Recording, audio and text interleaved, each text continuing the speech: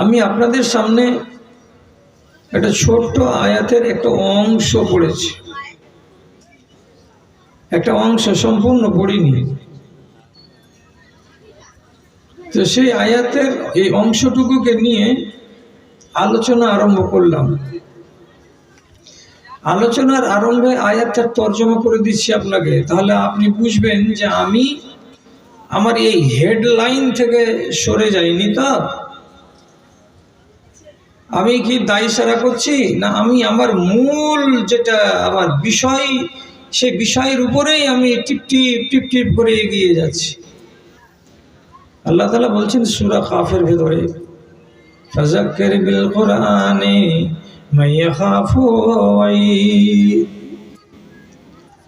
যে মানুষগুলো আল্লাহর আযাবকে বলে ভয় করে, আল্লাহ একজন এমন জাত যিনি আযাব দিতে পারেন, আল্লাহর কাছে আযাব আছে, এই কথাটাকে যারা বিশ্বাস করে তাদেরকে ওয়াজ শোনাও। এইরকম মানুষকে ওয়াজ শোনালে লাভ হবে।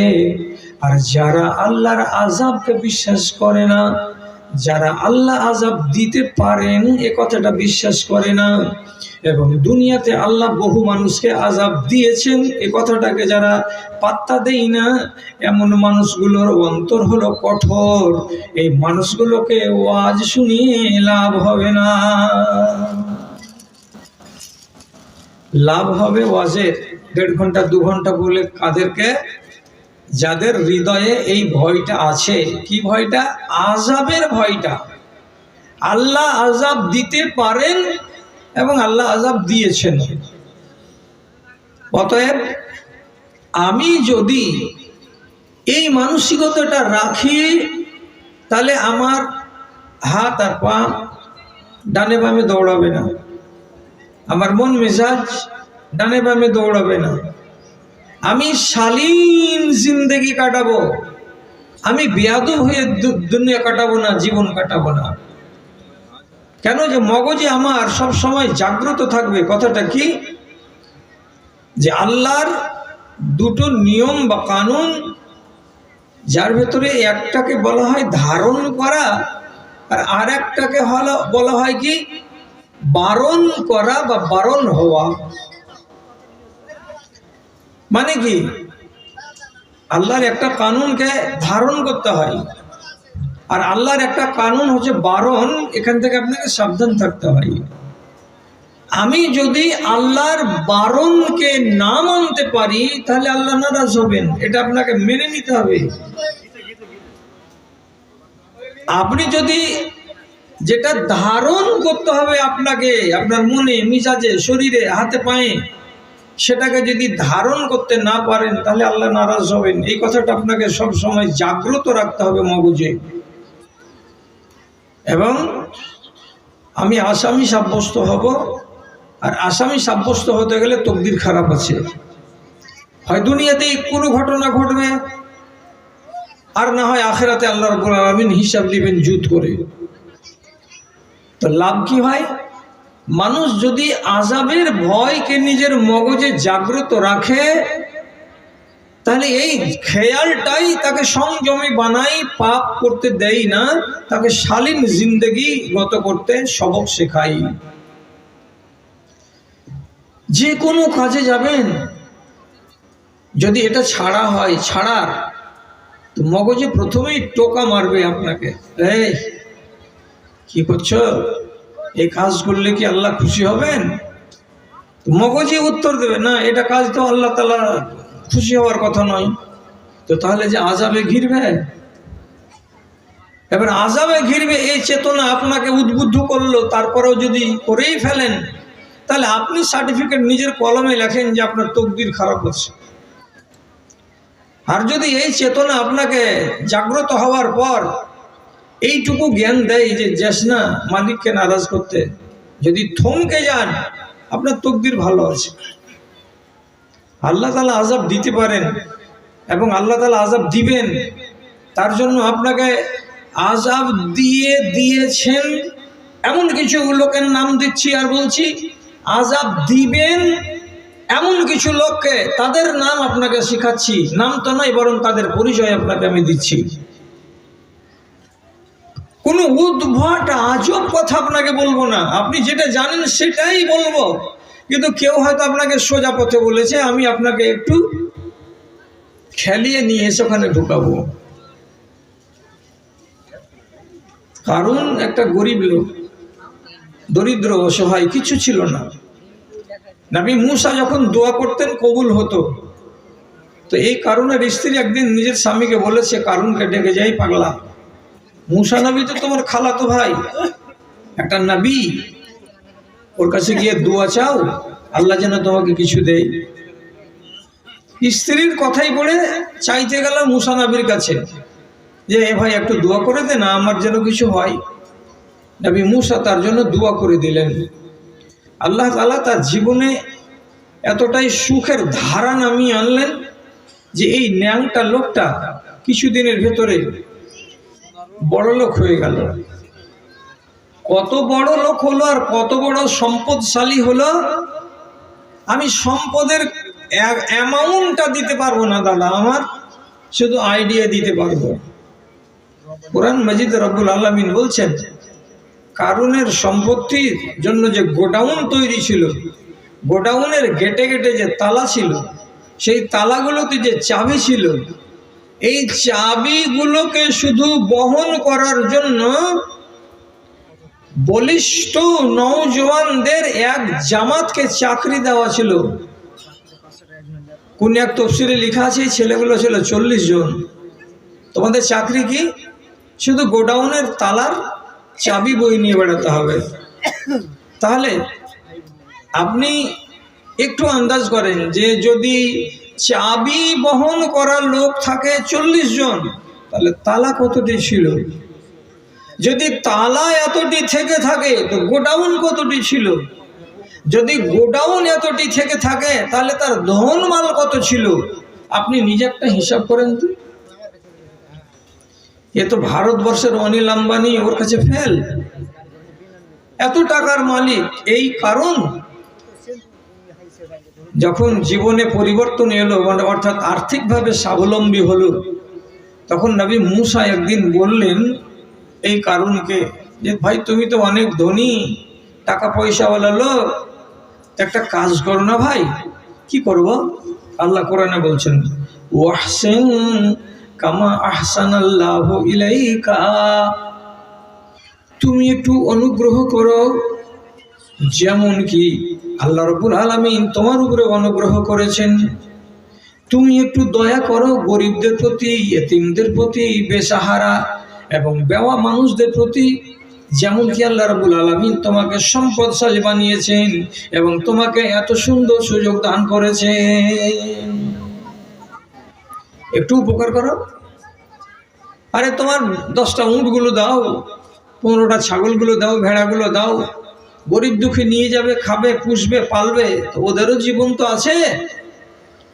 মালে আল্লাহ রাব্বুল আলামিনের হক আছে এবং সেই হকগুলো হলো গরিব দুঃখীর হক। তো তোমার এত সম্পত্তি, এখান থেকে কিছু দাও না ভাই। এই কথাটা বলাতে কি হলো, কারণ তেলে বেগুনে ঝুলে গেল, দিয়ে শেষে হানা দিল কোনখানে? এই তুই মনে মনে ভাবছিস যে তুই একদিন দোয়া করে দিয়েছিলি বলে তোর দোয়াতে আমার ধন মাল হয়েছে, তাই তুই আজকে আমার কাছে মাল চাইতে এসেছিস। মুসা মনে রাখ, উতিতুহু আলা ইলমিন, আমাকে আল্লাহ তাআলা বিদ্যা দিয়েছেন, জ্ঞান দিয়েছেন। সেই বিদ্যা এবং জ্ঞানের বদৌলতে আমি এই অর্থ সংগ্রহ করেছি। কারো বাবার এখানে অবদান নাই, কাউরে এখানে মেহেরবানি নাই, কাজে আমার কাছে কেউ গলাবাজি করতে আসো না। নবী মুসা দেখলেন যে বাবারে, এর মতো জল্লাদ আল্লাহর দুনিয়াতে আর কে আছে? এত মালের মালিক, অথচ একটা ছাগল, ভেড়া, 2টা উট, গরু কিছু দিতে পারবে না। তিনি বইমুখ হয়ে গেলেন। নবী মুসাকে পাল্টা নিজের আওকত দেখাবার জন্য একদিন সাজগোজ করে প্রত্যেকটা ঘোড়ার পায়ে ফুরে সোনার লাল ঠুকে সোনার লাগাম লাগিয়ে রেশমের পালান বসিয়ে 400-500 জন মিলিটারিকে সাথে নিয়ে নিজে এই জল্লাদ কারুন নবী মুসার বাড়ির সামন দিয়ে ঘোড়া তাড়িয়ে যাচ্ছিল, কট কট কট কট কট কট কট কট করে। দেখাতে চাইছে যে দেখ আমি কি জিনিসটা। আরে মুসা, তুমি নিজে দেখো যে তুমি কি জিনিসটা। আমার মাল আর ধন এবং আমার সম্ভ্রম ইজ্জত সম্মানের কাছে তুমি কি? চোখে দেখো। এই যে অহংকার, 1। 2 নম্বর, গরিবকে অবজ্ঞা করা, ইয়েতিম বেওয়াকে ওয়ানিহা করা, মালের যাকাত বের না করা। একই সঙ্গে যখন এতগুলো অপরাধ জমা হয়ে গেল, তখন আল্লাহ রাব্বুল আলামিন জমিনকে বললেন, জমিন এই দাজ্জালকে বাইরে রাখা চলবে না, একে ভেতরে ঢুকাও। কোরআন মাজিদ কি বলছে? ফাখাসাফনা বিহি ওয়া বিদারিহি, আমি কারুনকে জমিনের ভিতরে ভরে দিলাম এবং তার বাড়ি ঘর ধন দৌলত সম্পদ সবকিছুকে মাটির তলায় ভরে দিলাম। কেন যে এতগুলো বেয়াদবি তোমার সহ্য করা যাবে না? কেন যাবে না? আল্লাহ রাব্বুল আলামিন বলছেন, একটা হলে হয়, 2টা হলে হয়, তুমি একাধারে এক নাগাড়ে বেয়াদবি করেই যাচ্ছ করেই যাচ্ছ করেই যাচ্ছ। এই জন্য তোমাকে সাজা দেওয়া হলো। মাটিতে ঢুকে যাও। মাটিতে নিমেষের ভেতরে ঢুকে গেল। তারপরে আমার নবী জানাবে মুহাম্মাদুর রাসূলুল্লাহ সাল্লাল্লাহু আলাইহি সাল্লাম বলছেন, ইন্নাহু ইউজালজিলু ফি বাতনিল আরজে ইলা ইয়াউমিল কিয়ামাহ। যতদিন কিয়ামত না হবে ততদিন পর্যন্ত ওই জালেম কারুনকে মাটির ভিতরে প্রতিদিন সে ঢুকেই যাচ্ছে ঢুকেই যাচ্ছে ঢুকেই যাচ্ছে। 1 হাত করে, আধা হাত করে, 6 আঙুল করে, 8 আঙুল করে প্রতিদিন প্রতিদিন নিচে ঢুকেই যাচ্ছে ঢুকেই যাচ্ছে। কবে তার ঢুকা শেষ হবে? যেদিন সে জমিনকে ফুঁড়ে তার পা বের হবে, তার দেহ বের হবে, সেটা কিয়ামতের সন্নিকটে বের হবে। ও যেদিন আবার জমিন ফুঁড়ে মাটির বাইরে বেরিয়ে আসবে, তখনই আল্লাহ রাব্বুল আলামিন কিয়ামত কায়েম করবেন। তাহলে এতদিন ধরে মাটির ভিতরে ঢুকতেই আছে ঢুকতেই আছে। কতদিন ধরে ঢুকছে দাদাই আমার নবীর জন্মের মোটামুটি 2300 বছর আগে এই ঘটনাটা ঘটেছিল।